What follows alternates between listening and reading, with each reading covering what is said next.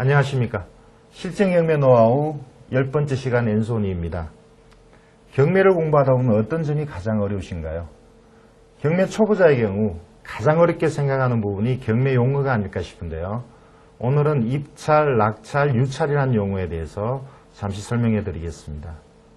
입찰이라고 하는 것은 집행관이 법원의 입찰 명령에 의하여 실시하는 것으로 입찰 기일의 입찰 장소에서 각 매수 신청인이 서면으로 매수 가격을 신청하여 그중 최고 가격을 신청한 사람을 매수인으로 결정하는 부동산 경매 방식을 말합니다. 낙찰은 입찰 절차에 하자가 없고 경락 불허 사유가 없을 때 최고가 매수인을 경락자로 확정하는 것이고, 유찰은 입찰 기일에 매각 신청이 없어 경매가 이루어지지 않는 것을 말하는데, 만약 경매가 유찰이 되면 법원이 직권으로 재경매를 명하게 됩니다. 도움이 되셨나요? 그럼 본격적인 강의를 시작하겠습니다. 오늘 공부하실 내용은 감정평가의 대상 중에서 수목과 종물입니다. 수목은 토지의 부합물로서 제3자의 소유가 아닌 게 분명하면 당연히 토지의 부합물로 평가의 대상이 되고, 그리고 낙찰자의 소유가 됩니다. 종물은 역시 낙찰자의 소유가 되는데, 단 제3자의 소유인 경우에는 낙찰자의 소유에서 제외됩니다. 오늘은 감정평가 두 번째 시간 수목과 종물에 대해서 말씀드리겠습니다. 먼저 수목에 대해서 말씀을 드리겠습니다. 주택의 경매를 시작할 때, 주택이 경매의 대상이 되었을 때 그 주택의 토지에 있는 수목, 예를 들어서 정원석이나 정원수 이런 것들은 토지의 부합물로 봅니다. 그래서 정원석과 정원수는 경매의 대상이 되는 것이죠. 그런데 이러한 수목이 집단화가 돼서 따로의 임목 등기라는 게 있습니다. 수목을 등기부처럼, 토지나 건물의 등기부처럼 등기하는 경우나, 또는 이것을 명인 방법에 의해서 이것을 따로의 소유자가 있음을 분명히 나타낼 때, 그러니까 수목이 집단화돼서 그것이 독립적인 부동산으로 드러날 때는 그것은 부합물이 되지 않고 경매의 대상에서 제외됩니다. 여기서 임목등기는 실제 사례를 보기가 아주 드문 쪽이고요. 명인 방법이라는 것은 간혹 이러한 단어들이 보이는데, 명인 방법이라는 것은 수목을 그 집안인 토지로부터 분리하여 수목의 집단이 특정인의 소유라는 것을 누구나 볼 수 있게, 예를 들어서 새끼줄을 치어놓는다거나 아니면 나무의 껍질에다 소유자 이름을 나타냄으로써 그것의 소유권의 객체로 삼고 또 거래의 대상으로 삼는 일종의 습관적으로 내려오는 거래의 한 방법으로 인정된 것입니다. 현재로서는 이것이 사실상 자주 나타나지는 않고 경매에 있어서도 자주 나타나지는 않는 것인데, 어쨌든 수목이 명인 방법에 의한 것일 경우에는 따로의 감정평가를 하고 경매 대상에서 제외가 돼야 되겠죠. 자, 만약에 이 수목이 타인의 토지에 권한 없이 식재되었을 때, 권한 없이 식재되었을 때는 이 경우에는 그 식재한 사람의 소유가 되지 않고 토지 소유자의 소유가 됩니다. 다시 말씀드리면, 타인의 토지에 권한이 있을 경우, 자, 여기서 권한이란 말이 좀 생소한데요. 예를 들어서 타인의 토지에 전세권을 설정하거나 토지 전세권을 설정하거나 아니면 지상권을 설정하거나 또는 토지 임차권을 설정하여, 자, 이런 것이 권한입니다. 이렇게 권리를 만들어 놓고 그 지상에 나무를 심었을 때는 당연히 나무를 심은 사람의 소유가 되는 것인데, 자, 그러한 권한이 없이 타인의 토지에 나무를 심었을 때는 그 나무는 토지 소유자의 것이 되고 결국 낙찰자의 소유가 되는 것으로 이렇게 알고 계시면 되겠습니다. 자, 그리고 수목과 비슷한 것으로서 농작물이 있겠죠. 자, 농작물은 수목과는 좀 다르게 판단을 하셔야 됩니다. 타인의 토지에 토지주의 허락이 없이 농작물을 심었을 때라도 그 농작물은 추수가 끝날 때까지 이식을 요구할 수 없고, 당연히 농작물은 그것을 심은 사람의 소유가 된다는 것을 여러분들이 알고 계시면 좋겠습니다. 자, 수목과 관련하여 실제 대법원 사례를 같이 보면서 공부를 하시겠습니다. 대법원의 자료를 같이 보시겠습니다. 이제 대법원 자료 보시는 게 조금 익숙해지셨는지 모르겠습니다. 경매 정보 검색에서 경매 물건 검색으로 제가 임야를 봐야 되니까 속소지원 거를 좀 보겠습니다. 경매가 이렇게 진행되고 있는 것을 알려주고 있습니다. 자, 여기서 수목을 보기 위해서 제가 임야를 하나 보겠습니다. 임야의 감정평가서를 같이 보실까요? 자, 감정평가서 내용입니다.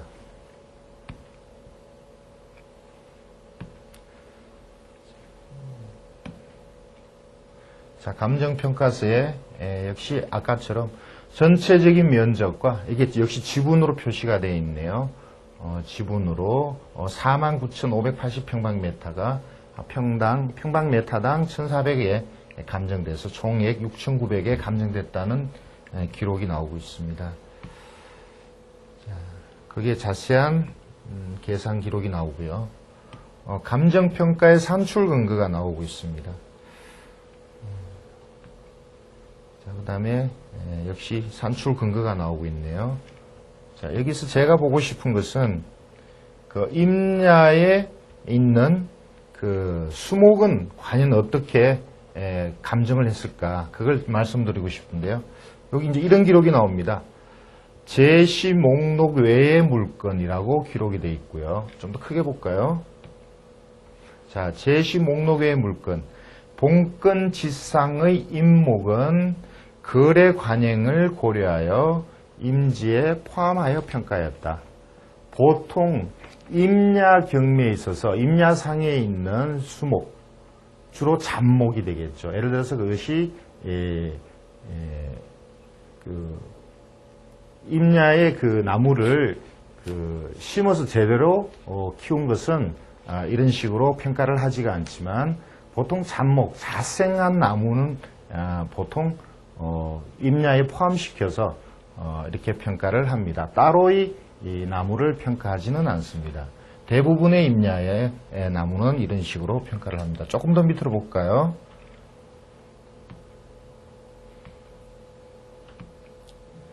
자, 나무와 그 지적도와 그림이 나오고 있습니다. 그냥 일반적으로 강원도의 임야의 그림이 나오고 있네요. 자, 대부분의 기록은 임야에 대한 것은 찾기가 좀 힘이 드므로 이것만 보고요. 실제 거래된 진행된 사례를 같이 보실까요? 자, 전라남도 보성군 벌교에 역시 농지가 경매 대상으로 나왔습니다. 자, 농지 1,800여 평이 경매 대상으로 나왔고요. 1,800평입니다. 사진이 보이시죠? 감정가 3,600에 1,700만 원 정도에 낙찰이 됐네요. 자, 그림을 같이 보시겠습니다. 일반적인 임야인데 그렇게 경사가 높거나 잡목이 많이 우거진 그런 쪽은 아닌 것 같습니다. 전답과 임야가 혼재된 지역으로 보이네요. 이렇게 그림상으로 지적도도 보입니다. 자, 밑에 내용을 좀 보실까요? 답이 세 필지에 수천 평이 경매 대상인 걸로 되어 있고요. 자, 문제는 우리가 알고 싶어하는 그 수목에 대한 기록입니다. 자, 여기 보면 영덕리 2번지 세 필지에 수목이 심어져 있는데 배통이라고 되어 있는데 제가 볼 때는 배롱나무가 아닌가 꽃이 예쁜 배롱나무를 심어놨는데 이것을 감정가는 3,100으로 기록이 되어 있고 매각 제외로 되어 있습니다. 자, 이 뜻은 낙찰자의 소유가 되지 않는다는 것을 명시한 거죠. 그러니까 이 수목은 토지 소유자가 심은 게 아니고 제3자거나 또는 소유가 미상인 사람이 심었기 때문에 감정평가의 대상에서 제외시켰고 또 낙찰자의 소유가 되지 않는다는 것을 명시한 것입니다. 자, 이 경우에 만약에 토지의 낙찰자는 그러면 이 수목을 그 이후에 어떻게 처리해야 될 건가? 아까 미리 말씀드린 것처럼 협의에 의해서 수목을 매수를 하거나 그 협의가 되지 않을 때는 어쩔 수 없이 이 나무 소유자에게 이식을 요구해야 됩니다. 그렇게 처리하는 것이 원칙입니다. 다른 사례를 또 보실까요?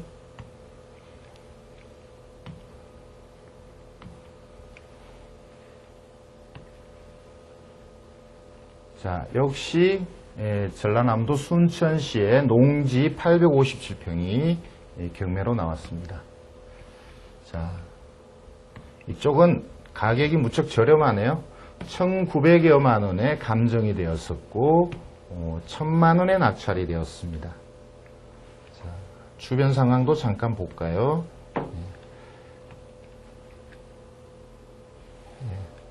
그림이 좋습니다.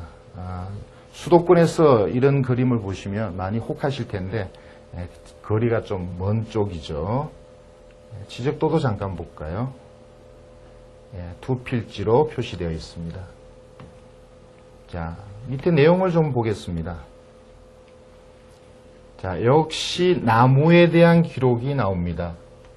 자, 밤나무가 식재되어 있고 이것을 포함하여 평가한 걸로 보입니다. 실제 감정평가서를 같이 보실까요? 자, 이것이 감정평가서의 기록입니다.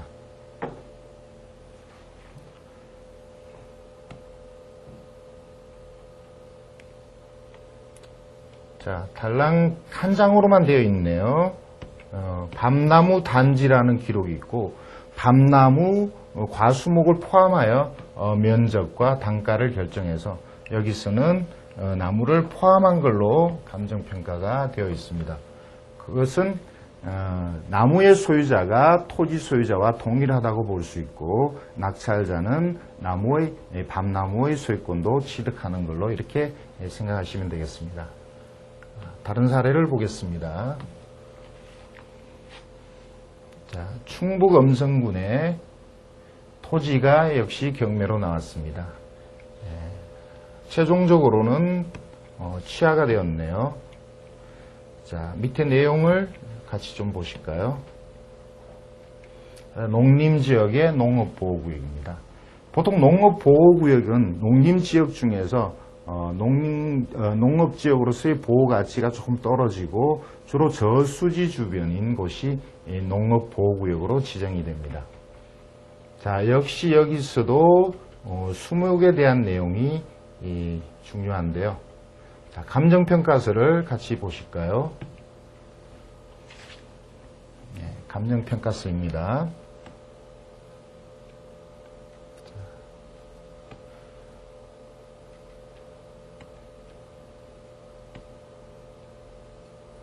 자, 여기 보시면 글씨가 좀 작습니다만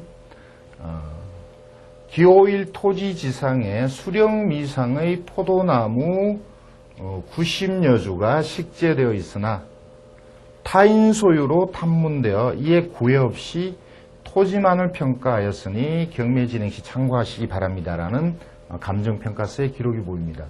즉 경매 대상인 토지에 포도나무가 있으나 토지 소유자의 것인지 아니면 누구의 것인지 소유가 미상이므로 일단 이것은 감정평가 대상에서 제외시켰다는 기록이죠. 자, 이런 기록들이 경매를 하시다 보면 가끔 눈에 보이는데, 자, 결국은 그 소유자가 과수목의 소유자가 누구냐에 따라서 낙찰자의 소유가 되기도 합니다. 경매 대상인 토지에 있는 과수목이 토지 소유자의 것이 분명하면 그것은 경매 대상이 되어야 되고, 물론 감정평가의 대상이 되어야 됩니다만, 그것이 나중에 분명히 토지 소유자의 것이 밝혀지면 그것은 낙찰자의 소유가 됩니다.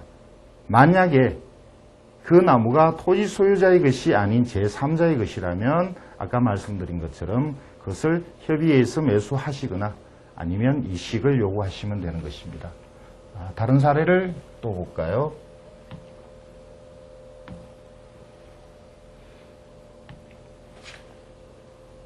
자, 경남 함안군의 과수원이 경매 대상으로 나왔습니다. 이것은 보통 임야나 전답이 아닌 과수원입니다. 자, 이것이 감정가보다 약간 높은 가격에 낙찰이 되었네요. 자, 자료를 좀 더 보시겠습니다. 감나무가 매각 제외되어서 경매 대상에서 빠졌습니다. 감나무 100여 주가 심겨져 있는데 경매 대상에서 제외되었습니다. 자, 이 감나무는 제가 알기로는 토지 소유자의 것이고, 일단 그것이 감정평가 시점에서 소유가 불분명하여 경매 대상에서 제외된 것으로 기록이 나와 있지만, 사실상 그것이 토지 소유자의 것이 분명하면 역시 낙찰자의 소유가 됩니다. 그것이 나중에 낙찰자와 그 이전 소유자 간에 다툼이 있을지언정 분명히 판례에 의하면 토지 소유자의 과수목은 감정평가의 대상이 되고 또 역시 낙찰자의 소유가 된다는 판례가 있습니다. 다음 사례를 볼까요?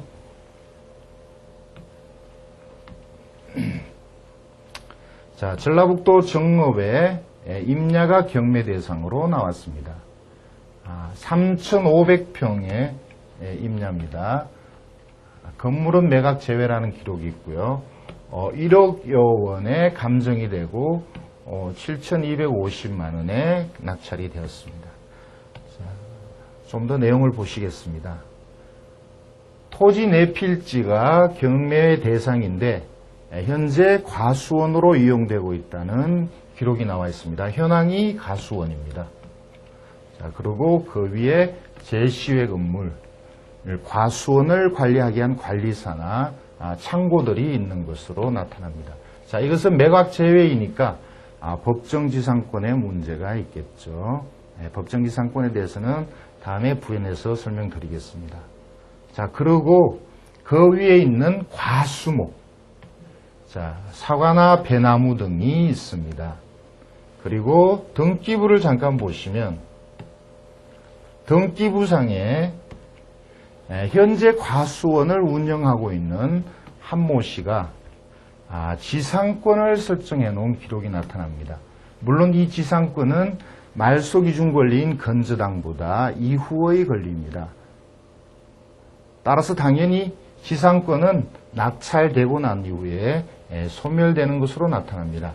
이 지상권이 결국은 과수목을 소유하기 위한 권원으로서 작용을 하고 있지만 건저당 이후의 권리이므로 지상권은 소멸되고 결국 과수목도 그 위에 계속 과수목을 경영할, 과수원을 경영할 권리가 없어지는 것이 되므로 토지 낙찰자와 과수목의 소유자는 역시 협의 매수나 아니면 이식을 해야 되는 그런 상황이 되죠. 근데 결과적으로 다행인지 이 지상권자인 한동대 씨가 최종적으로 낙찰받았다는 기록이 나오네요. 이것은 결국 제3자가 낙찰받았을 때 과수목 처리에 불리함을 느낀 지상권자 한모 씨가 낙찰받은 게 아닌가 이렇게 짐작이 되어집니다. 종물이라는 것은 일상생활에서는 그렇게 자주 쓰는 용어가 아니고요. 이제 경매에서 이제 종물이라는 말들을 가끔 들으시게 되는데 좀 어려운 의미가 있습니다. 그래서 일단 예를 먼저 들어볼게요. 어떤 게 종물인지를.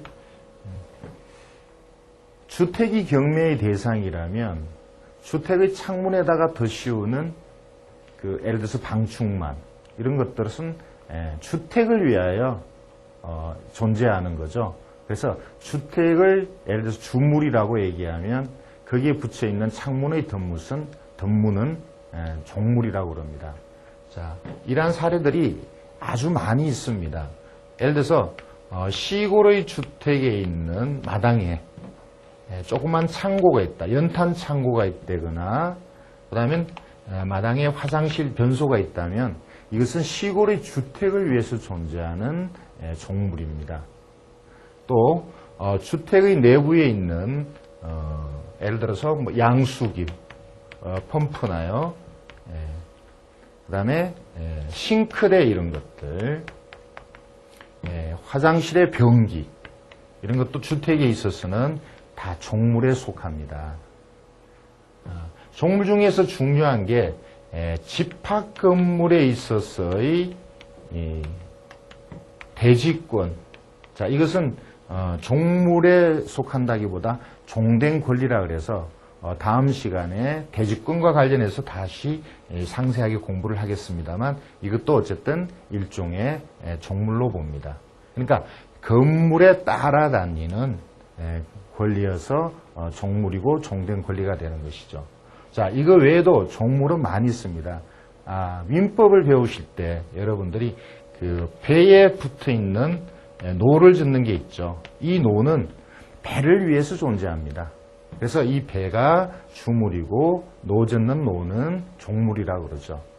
자, 경매하고 관련돼서 특히 임차인이나 집주인 채무자하고 낙찰자인 여러분하고 명도 시점에서 낙찰받은 이후 명도 시점에서 많이 다투는 문제가 싱크대나 변기 이런 것을 떼가겠다 이런 걸 가지고 많이 다투게 됩니다. 자, 싱크대나 변기는 물론 떼가도 좋죠. 떼가도 큰 비용이 들지 않으면 여러분 입장에서는 뭐 새 걸로 교체를 하셔도 되는데, 자, 원칙적으로는 이것이 주택을 낙찰받은 여러분의 입장에서는 당연히 주택에 포함된 종물로서 낙찰자인 여러분의 소유가 됩니다. 아파트나 빌라의 건물을 낙찰받으면 당연히 대지권이 따라오듯이 건물을 낙찰받으면 그 안에 들어가 있는 주택을 위해서 반드시 있어야 되는 싱크대, 변기, 예를 들어서 보일러 시설 이런 것들은 당연히 종물로서 낙찰자의 소유가 되는 것이죠. 자, 그래서 종물은 주물의 처분에 따르고 또 저당권의 효력은 예를 들어서 경매의 대상으로서는 주물이 경매의 대상이 되면 당연히 종물도 경매의 대상이 되는 것이고, 여러분들이 낙찰을 받아서 주물의 소유자가 되면 종물도 당연히 여러분의 소유가 되는 것이죠.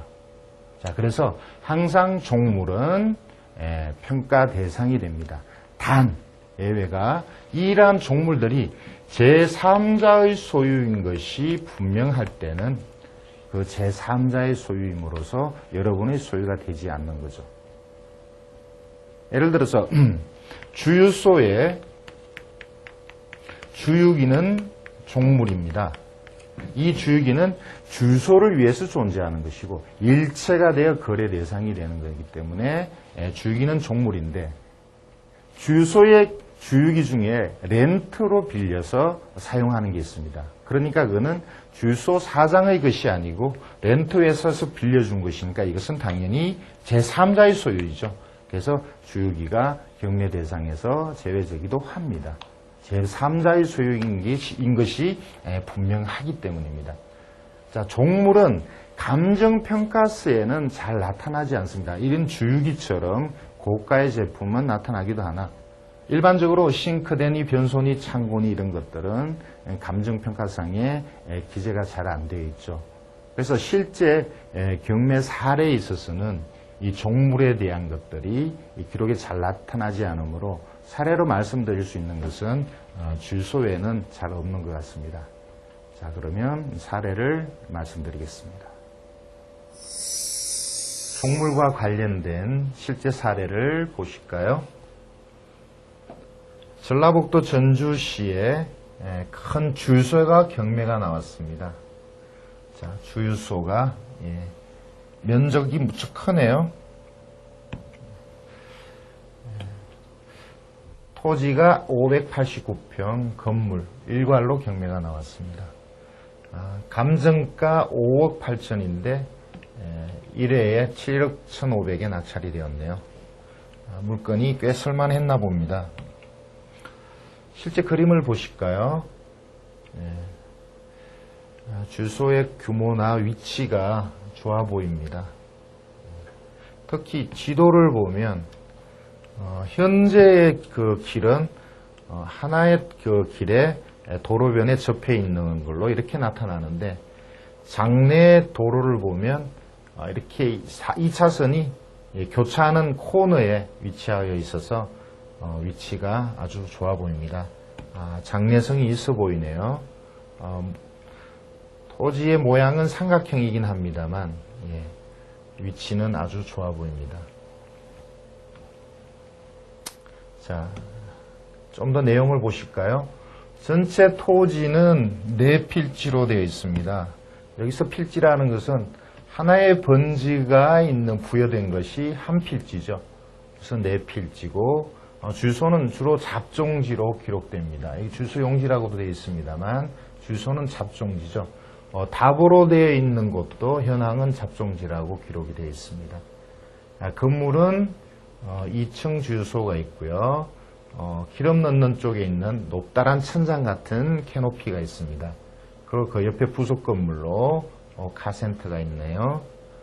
제시외 건물도 있는데, 제시외 건물은 거의 경매 대상으로 포함되어 있고, 요 밑에 부분 2개 작업장은 매각에서 제외되어 있지만 그 면적이 작기 때문에 특별히 문제가 될 것 같지는 않습니다.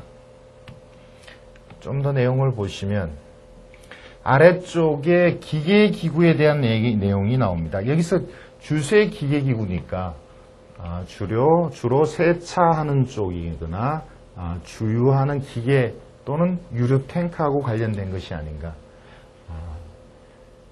주유소도 공장에 포함되므로 공장저당법에서 건물과 토지 그리고 기계기구도 모두 포함하여 감정평가한 것으로 기록이 나와 있습니다. 자, 그 아래 임차인에 대한 내용이 나와 있는데, 임차인은 모두 대항력이 없으니까 특별한 문제가 될 것 같지는 않네요. 등기부를 조금 더 볼까요? 자, 그러면 감정평가서를 보고 우리가 지금 오늘 배우자 하는 종물에 대한 내용을 좀 말씀드릴까 합니다. 자, 여기서 감정평가서에 기계기구에 대한 내용이 나옵니다. 자, 지하탱크, 주유기, 자, 주유기가 다 여러 개 나오네요. 자, 이렇게 지하탱크나 주유기도, 지하탱크 같은 경우는 토지의 부합물이라고 지난 시간에 배우셨고, 주유기는 주유소의 종물로서 역시 감정평가의 대상이 되고, 낙찰 후에는 낙찰자의 소유가 된다는 것을 여기서 보여드리고 있습니다.